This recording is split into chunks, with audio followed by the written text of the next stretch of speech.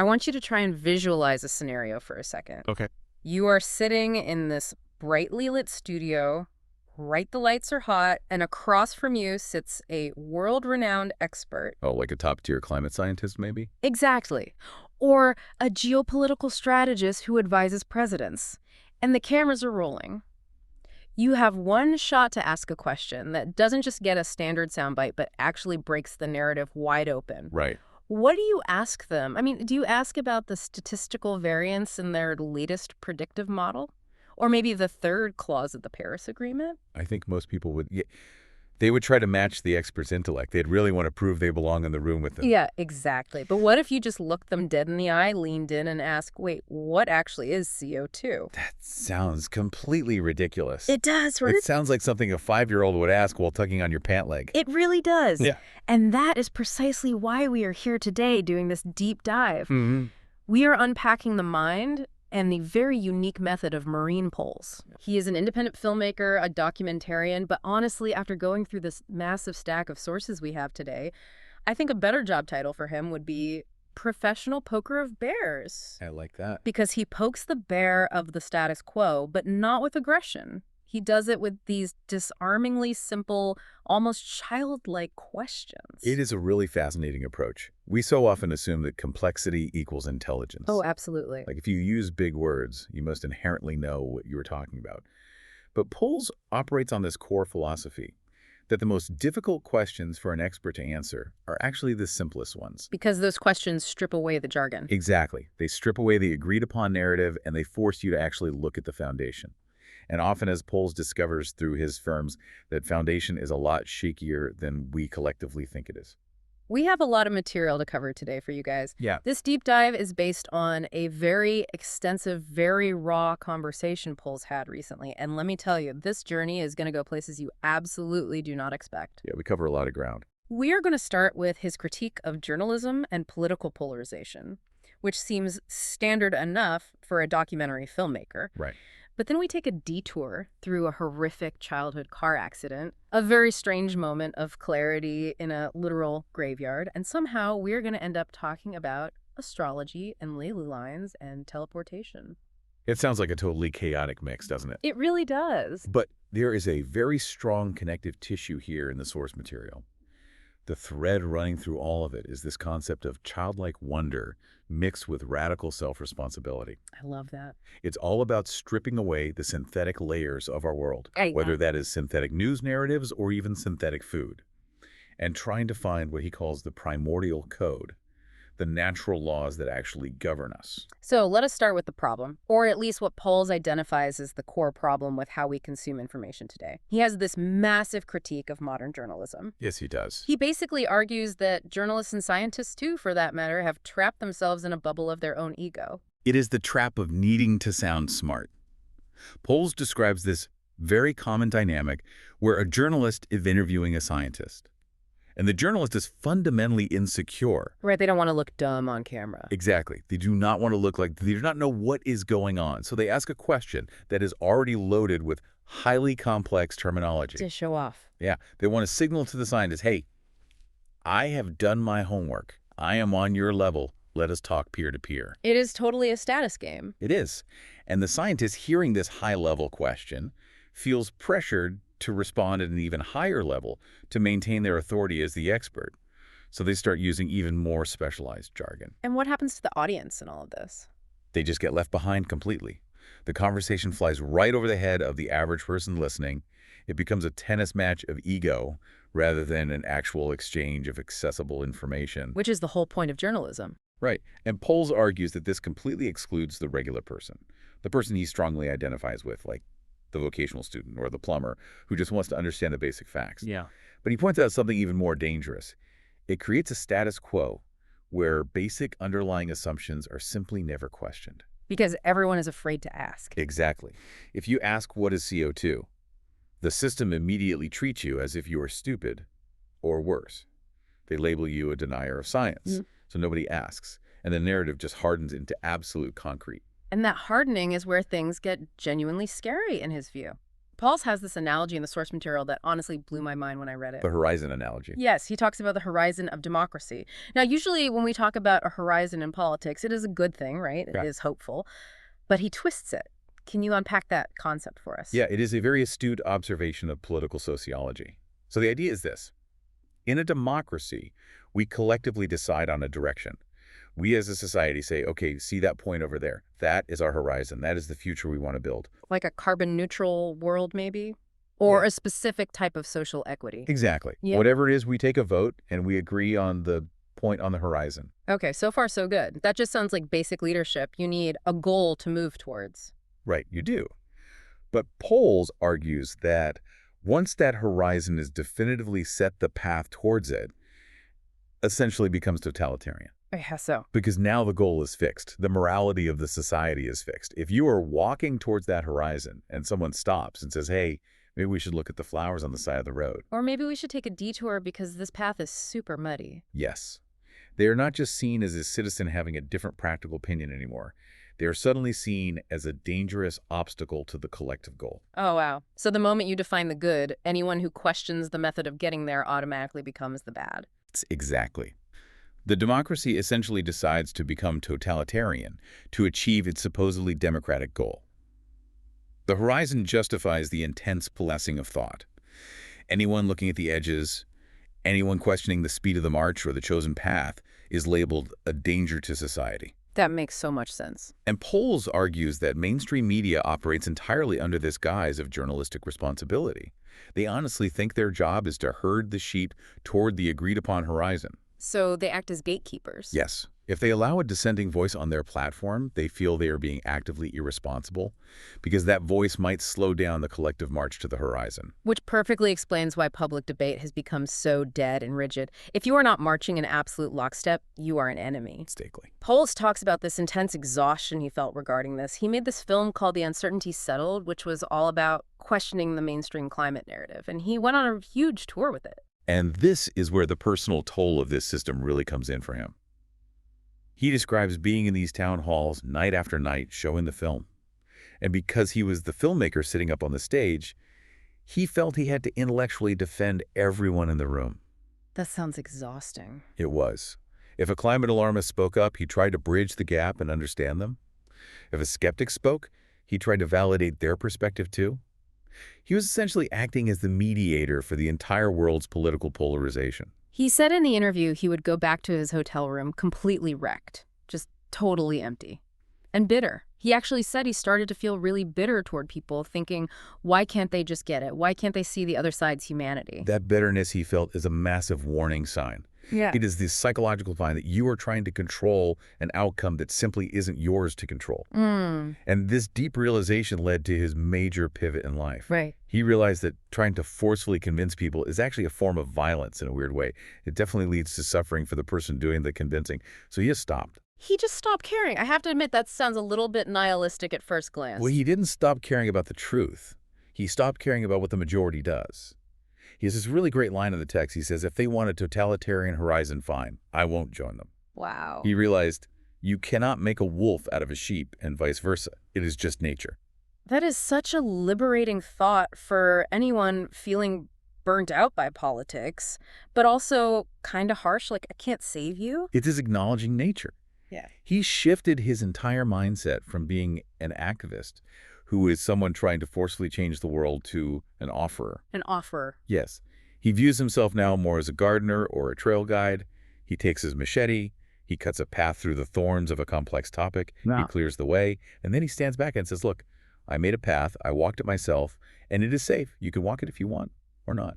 It's up to you. I am putting you at the bus stop. Whether you choose to get on the bus is entirely your problem. Precisely. And achieving that level of detachment brings him immense peace. It protects him from that creeping bitterness.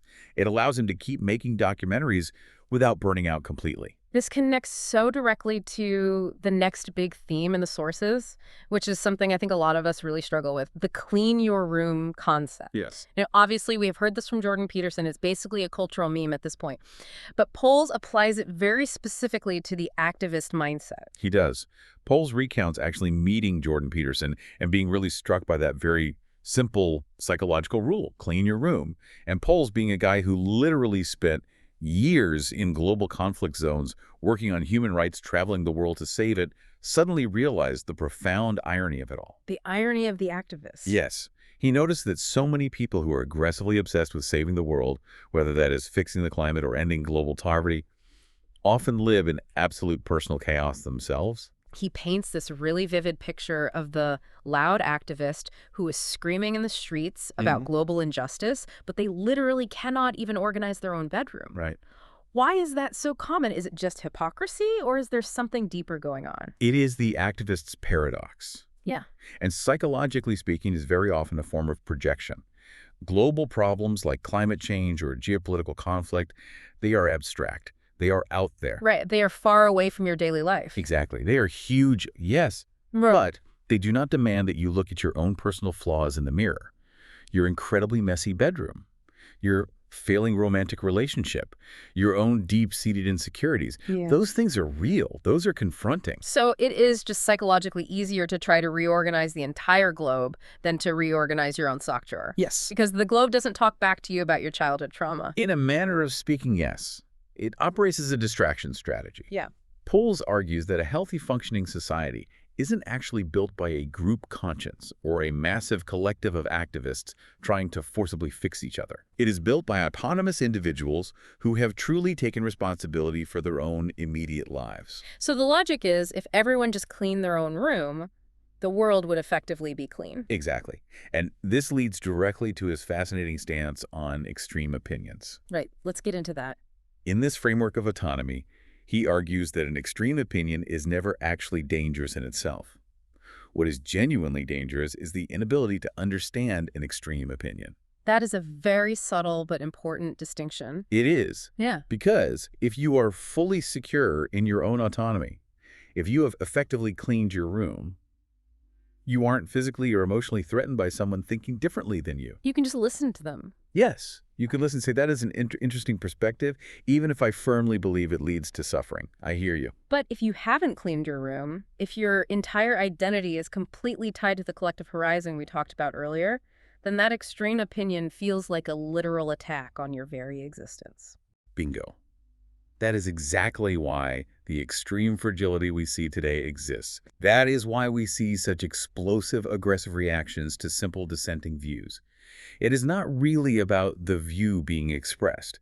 It is about the deep insecurity of the listener. You know, this heavy emphasis on self-responsibility and autonomy, it didn't just come to him from reading a Jordan Peterson book. No, it did not. From the source text, it seems like it was forged in something much, much darker in Pool's own life. Yeah. We really need to talk about the accident. We do. To truly understand Maureen Poles, the philosophical filmmaker, you have to first understand Maureen Poles, the survivor. When he was just 4 years old, his family was involved in a horrific car crash. A head-on collision with a truck, right? Yes. He was sitting in the back of a Renault 4. And for those listeners who don't know vintage European cars, a Renault 4 is basically a tin can. It is not exactly a modern tank with airbags. He was thrown 30 meters from the vehicle, Yeah. just a 4-year-old boy. He lay in a deep coma for 4 days after that. And the details he shares in the interview are absolutely chilling. He has this memory, or maybe it's a family story he was told so many times, that it became a visceral memory of his father frantically running around in the pouring rain looking for him at the crash site. Oh, man. And these bystanders, who obviously didn't realize this frantic man was the father, pointed to the lifeless, bloody body of the little boy and coldly said, "Just put him in the trunk. He is dead." I cannot even begin to imagine that. Hearing a stranger say that about your own child, that is literally the stuff of nightmares. It is a moment of absolute profound trauma. And while he miraculously survived, it completely changed the trajectory of his early life. Because of the severe injuries, he missed a massive amount of school due to constant hospitalizations and recovery periods. So he inevitably fell behind his peers. He did. And the school system, rather than catching him and helping him catch up, essentially just wrote him off entirely. He was quickly sent down to LTS. We should definitely clarify what LTS is for our listeners who aren't familiar with the Dutch education system. Right, so LTS stands for Lower Technical School. It is basically strictly vocational training. In the Dutch system, especially back when he was growing up, there's a very stark, rigid divide. You had the university track for the supposedly smart academic kids and the LTS track for the kids who were deemed only fit to work with their hands. So it carried a pretty heavy social stigma. The huge stigma, which brings us right back to that point we made in the intro. Because of this tracking, he developed this massive inferiority complex. He felt he physically couldn't speak what he called university language. Right, but look at how brilliantly he reframed that later in his life. That perceived deficiency actually became his greatest superpower as an interviewer. Exactly. Because he wasn't heavily indoctrinated into that academic way of speaking. Hmm. You know, the way that uses big, complicated words to intentionally hide uncertainty. He completely retained the ability to just ask the simple questions. Yes. He wasn't afraid to look stupid in front of experts because society had already labeled him as lower technical his whole life. He literally had nothing to lose by asking, what is CO2? Right. He had already absorbed the worst of the academic judgment. But before he reached the maturity to realize that was a superpower, he really had to hit rock bottom emotionally. And that happened for him in a literal graveyard. This is such a cinematic moment in his real-life story. It really is. He is 20 years old. He is working as an intern at a local landscaping company. It is pouring rain outside, and his daily job is to dig graves. Yeah. He is physically standing down in a muddy hole in the ground, mud everywhere, digging a final resting place for someone else, and he's just completely filled with toxic rage. He's incredibly angry at his old teachers. He is angry at the rigid school system. He is angry at the whole world for unfairly putting him in that ditch. He's playing the ultimate victim role perfectly. Look what they all did to me. Look where I ended up. But then standing there in the rain, he has this massive epiphany. He suddenly realizes, wait, I am the one standing in this grave. I am the one holding the shovel. Right. He realized that while the terrible car accident wasn't his fault at all, and the rigid, unfeeling school system wasn't his fault ending up specifically in that hole on that day that was entirely on him, he had passively allowed himself to just drift there. That is the ultimate clean your room moment on steroids. It is the exact moment he shifted from victim to creator. He realized, if I don't choose to climb out of this grave right now myself, I am going to be digging these for other people for the rest of my life until someone digs my own. Wow. That singular moment of taking radical personal responsibility is what finally allowed him to become an independent filmmaker. He stopped waiting for any kind of permission or intellectual validation from the university types. He just went out and picked up a camera. It is so incredible how that intense early trauma profoundly shaped his entire worldview. It is almost like because he nearly died at 4 and because society wrote him off at 20, he is just not afraid of the abstract things the rest of us are so terrified of. Exactly. He is not afraid of social ostracization. He is not afraid of being labeled wrong by the media establishment. He has literally faced mortality and total mediocrity. Yeah. Being canceled on a platform like Twitter probably doesn't even register on his fear scale. Which is really good for him because where he goes next in his work, well, it is definitely cancelable if you are trying to be a mainstream academic scientist. Yes, we are definitely moving from the psychological into the esoteric now. Right. So Pohl's latest body of work, this new documentary trilogy called The Primordial Code, it completely leaves modern politics behind and looks at, well, it looks at the stars. This is a major thematic shift in his work. But if you look closely, it is actually very consistent with his overall theme of always looking for the deepest root cause. Okay, how so? He argues that we are constantly looking at politics and economics to explain the chaos in the world, but those are just surface-level symptoms. The real foundational drivers of human collective behavior, according to the sources for this deep dive, might actually be cosmic in nature. Now, hold on a second. When you say cosmic, are we talking about literal astrology here? Is like, I am a Gemini, so I can't be expected to do my taxes this week. Not quite that pop culture version, though. He is talking about major planetary alignments. Specifically, he focuses on the alignment of Saturn and Neptune that occurred recently on February 20th. Okay. He notes that there is a very distinct 36-year historical cycle involved here. If you go back exactly 36 years from this recent alignment, you hit the fall of the Berlin Wall. Okay, so he is drawing a direct correlation between specific planetary positions and massive structural social shifts on Earth. Exactly. You could call it the astrology of revolution. But the interesting thing is he doesn't just frame it as pure magic or mysticism. He actually tries to ground it in biophysics. Okay, I am listening. He talks at length about the solar maximum. That is the period in the solar cycle when the sun is the absolute most active, violently spewing out massive solar flares and intense magnetic energy. And he claims this solar energy literally makes human empires fall down. I have to say that seems like a pretty massive stretch. It does seem like a huge leap of logic initially, Hmm. but the historical correlation he points to is undeniably very interesting. He knows the complex collapse of the Inca Empire and the slow fall of the Roman Empire, and how their timelines often perfectly align with documented periods of highly intense solar activity. Interesting. The underlying scientific theory which Poles explores in the film relies on something called the Schumann resonance. I have actually heard that term before. That is essentially the heartbeat of the Earth. Correct. It is the measurable electromagnetic frequency of the Earth's atmosphere. It usually hums along steadily at around 7.83 hertz. The working theory here is that extreme solar flare activity physically alters this frequency. And here is where it gets highly personal for human beings.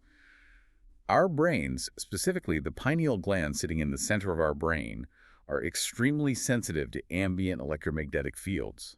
Our brainwaves actually entrain or sync up to this Earth resonance. So the logic is if the sun flares up and changes the Earth's frequency, it subsequently changes our own internal brain frequency. That is exactly the argument he is making. Poles argues that high solar activity biologically stimulates the human mind. It makes us collectively more rebellious, more deeply critical, and far less willing to passively tolerate rigid totalitarian systems. So let me get this straight. The sun flares up, the Earth's frequency spikes, our brains sync up to it and collectively go, wait a minute, I am not putting up with this dictator's rules anymore, and suddenly the empire falls. That is the core primordial code theory in a nutshell. It forcefully suggests that historical revolutions aren't just calculated political choices made by angry citizens. They're actually energetic inevitabilities driven by our changing cosmic environment. Wow. We truly think we are making conscious free will choices, Yeah. but we might just be chemically reacting to the space weather. It definitely makes you look at the morning weather report completely differently. Sunny with a high chance of overturning the local government today. Right. But if that is truly the case, if we are deeply connected to nature's frequencies like that, it brings up a pretty scary, paranoid thought. What if someone in power wanted to intentionally stop that from happening? Precisely.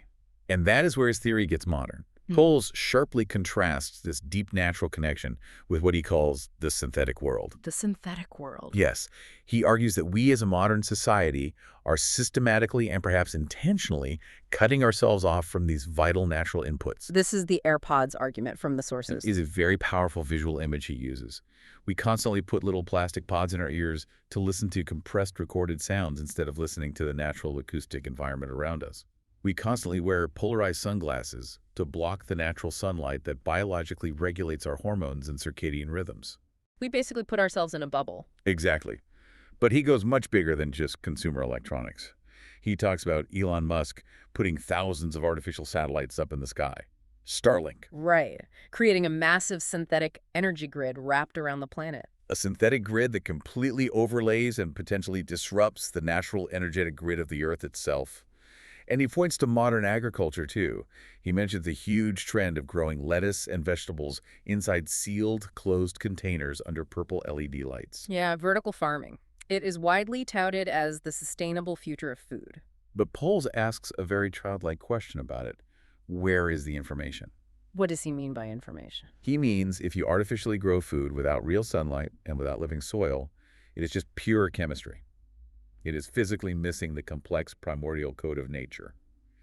He argues that consuming this is slowly making us into synthetic beings. Oh, I see. We are losing our biological ability to resonate with the natural solar cycles, which he implies might be exactly why the global control system prefers it that way. Because if the natural sun makes you rebellious, it is way better for the political status quo if you are completely docile, living entirely under artificial LED lights and bathing in Wi-Fi signals. Exactly. That is the dystopian implication, is basically the plot of The Matrix. But it perfectly explains his sudden intense fascination with getting back to the old ways of doing things. Which brings us to arguably the most Indiana Jones part of this entire deep dive. Ley lines and ancient lost technology. This specific segment is completely fascinating because Poles approaches this highly fringe topic with that exact same LTS vocational student curiosity. He doesn't just read a dusky book about it. He goes out and takes a practical course. He learned how to do dowsing. Now, dousing that is the thing with the two metal rods, right? Where Yeah. you walk around a field and the rods cross by themselves when you hit underground water or energy. Correct. Now, obviously, it is very often dismissed by mainstream science as pure pseudoscience or attributed entirely to the ideomotor effect. The ideomotor effect is where you are actually moving the rods subconsciously yourself, right? Yes, because you expect them to move.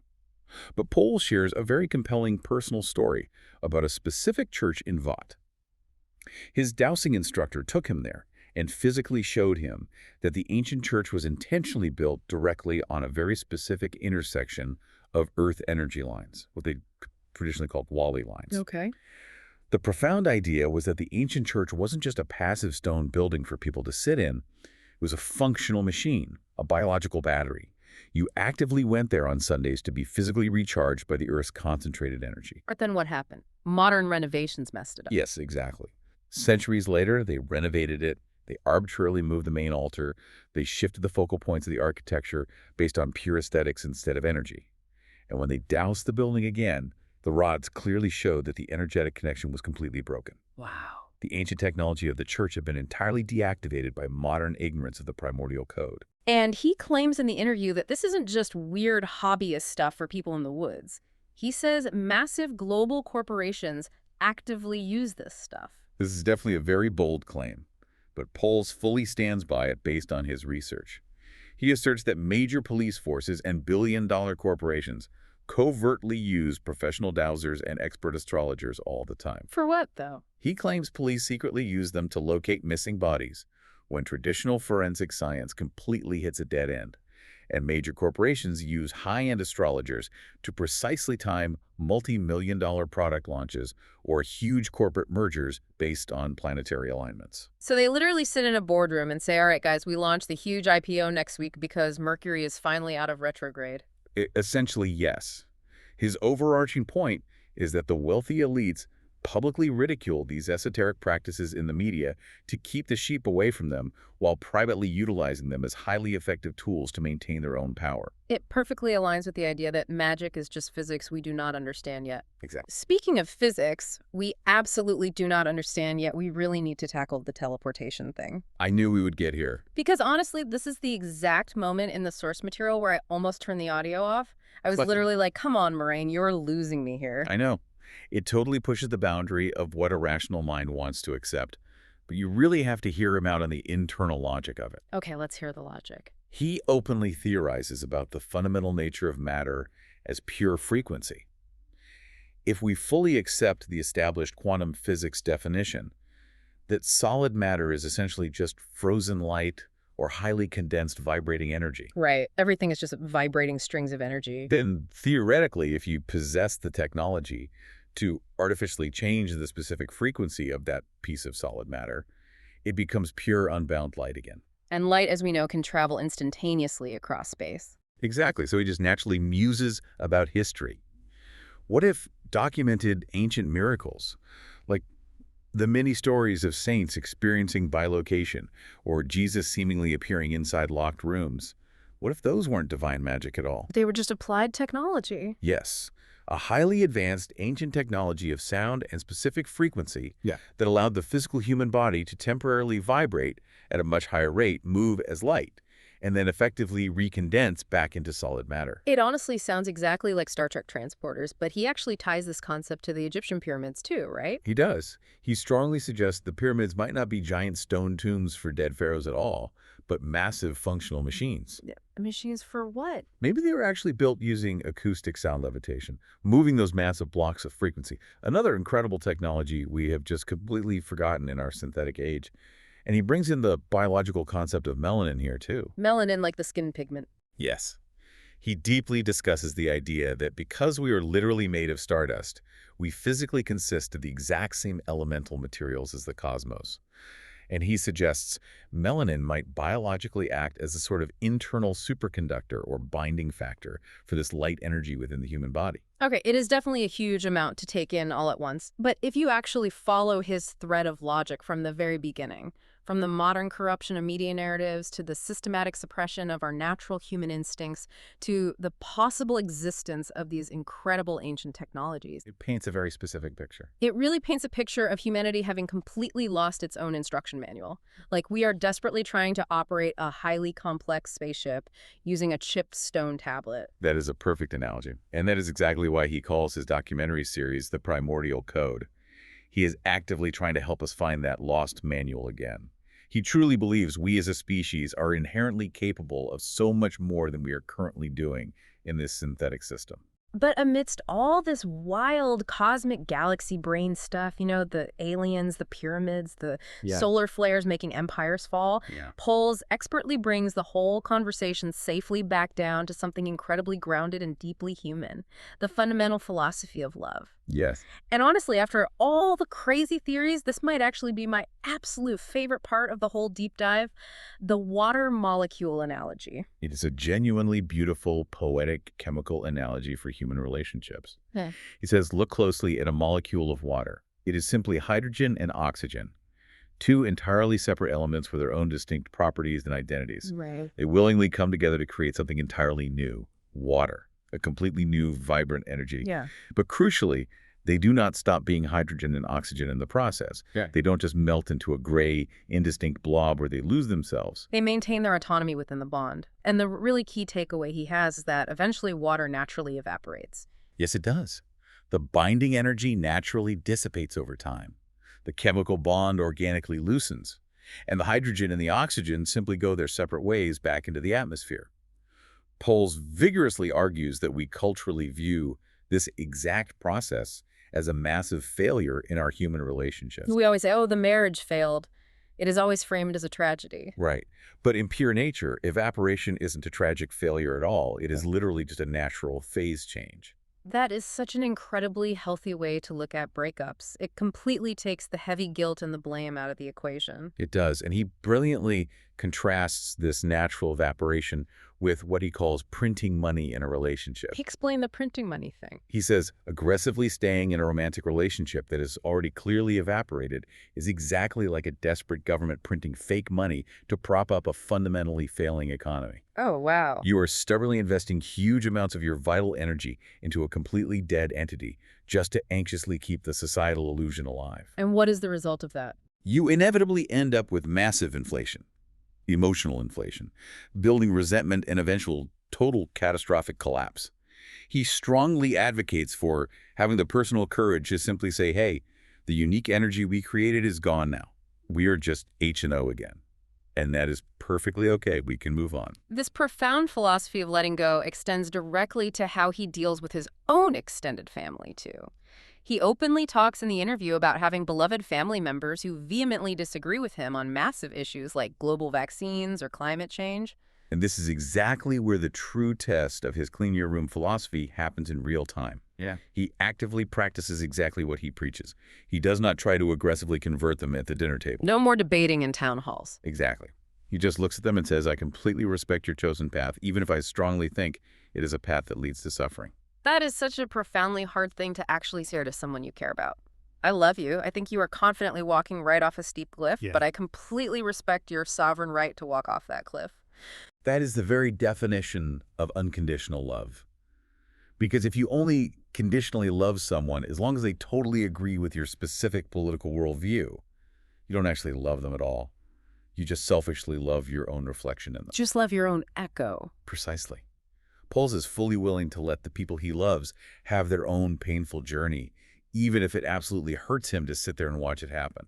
It really all comes circling back to how he fundamentally views human life itself. He playfully calls the whole human experience a video game. He does.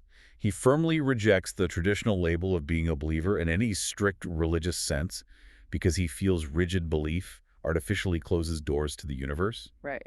If you declare, I am strictly this, you have immediately defined everything that you are definitely not. Poles much prefers to embody the classic archetype of the clown or the jester. The court jester. Yes. Historically, the jester was the absolute only person in the medieval royal court who could look the powerful king in the eye and tell him the brutal truth without immediately getting his head chopped off.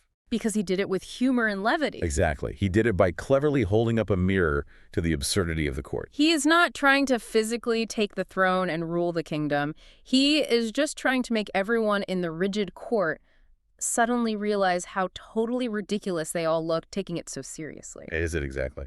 Life, in his view, is just a wild experience to be played with, explored deeply, and absolutely not taken so heavily that it destroys your spirit. Which leads us perfectly to the end of our deep dive today. The original host of the Source interview asked Paul's one final profound question. They asked him, if you died tomorrow and met God right at the pearly gates, what is the very first thing you would ask him? And remember, after all this incredibly dense talk of ancient star charts and global civilizations collapsing and journalistic integrity, Paul's immediate answer was so simple. He just said, "Can I have a coffee?" Can I have a coffee?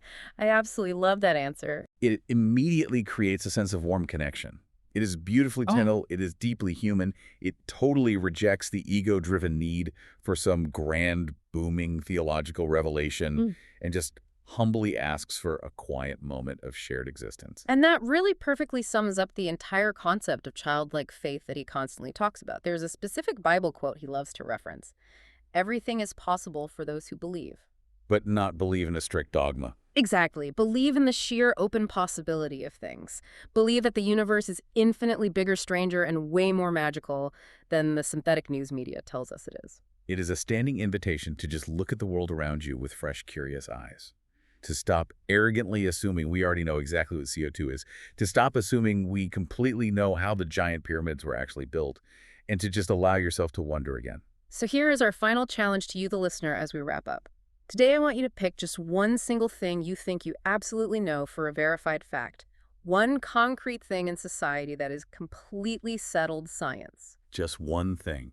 And intentionally ask yourself the childlike question about it. Why? Or what actually is that thing at its core? You might be genuinely surprised, or honestly a little bit terrified, by how incredibly little we actually know about the world we live in. And hey, if you find yourself getting instantly angry or into a heated political debate about that question, well, maybe just go home and clean your room instead. That is some solid, practical advice to end on. Thanks for diving so deep into the primordial code with us today, guys. We will see you next time. Goodbye, everyone.